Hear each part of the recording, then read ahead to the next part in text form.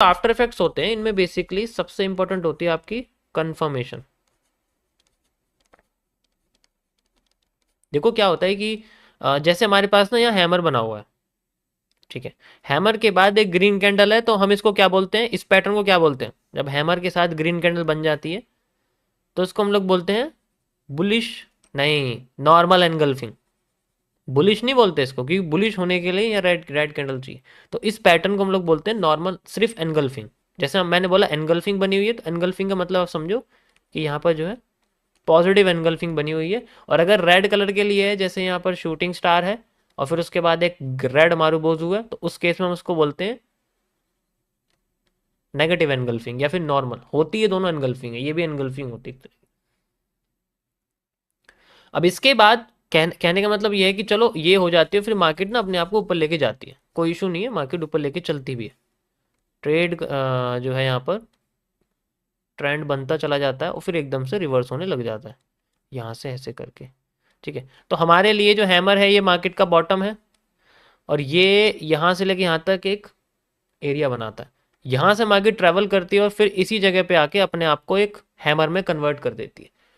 अब यहां पर क्या होना चाहिए, हैमर बनते ही भागना नहीं होता बिल्कुल इसके पीछे। हैमर के बाद जो नेक्स्ट कैंडल है सबसे इंपॉर्टेंट ये होती है, इसका बनना सबसे इंपॉर्टेंट हमारे लिए। जैसे ये बन गई तो ये आफ्टर इफेक्ट्स हो जाता है, तो ये ट्रेवल कर जाती है अपने आप को, पीछे की डिमांड को मेजर कर देती है।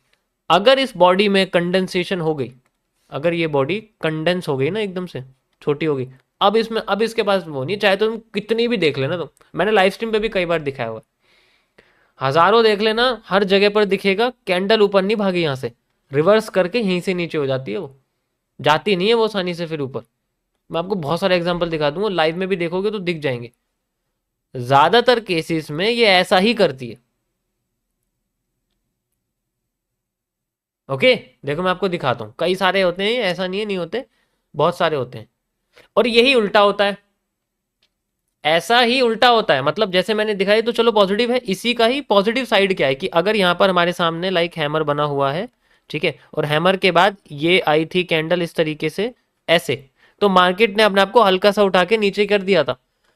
आफ्टर इफेक्ट्स होने के बाद हैमर फिर से आया और हैमर में फिर से दोबारा से एनगल्फिंग बन गई। अब तो अपने आप से हो रही है।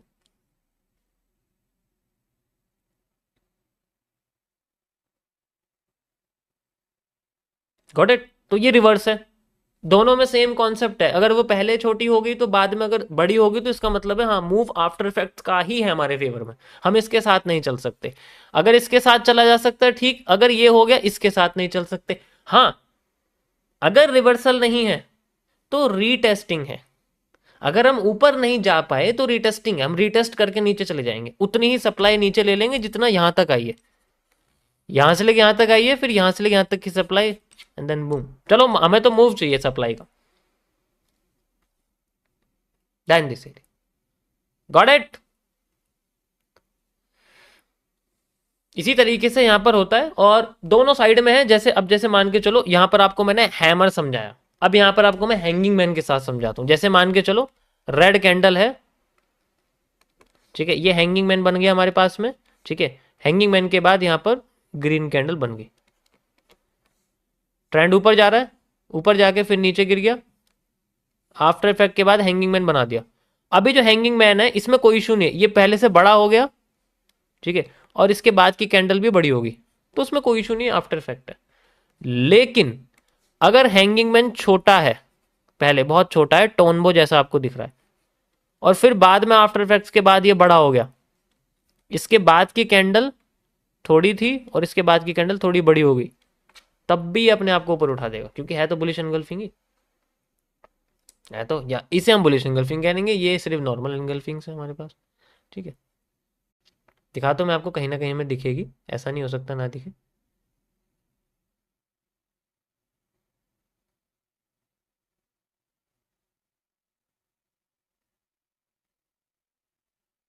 ये देखो, ये रही, ये देखो, ये दिख रहा है, ये देखो,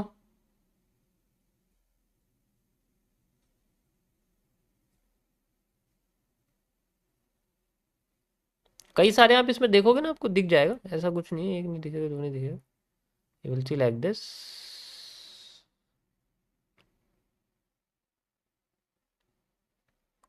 ये देखो,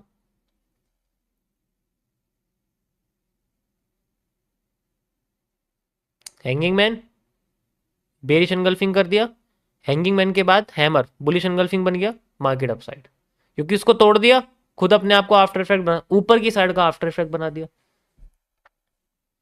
हैंगिंग मैन फेल कब होता है? जब वो ऊपर से टूट जाता है, बॉटम से तभी तो, अगर वो ऊपर है, ठीक है, ऊपर है, तो इसका मतलब है कि हैंगिंग मैन हमारे लिए फेल तब होगा जब वो ऊपर से टूटेगा। ये ऊपर है मार्केट के, नीचे से आ रही है ना मार्केट, ये ऊपर की साइड बना हुआ है, और कैंडल की विक्स के प्रेशर तो आपको दिख ही रहे हैं, इस तरीके से ये क्रिएट हो रहे हैं, तो कोई इशू नहीं। ओके।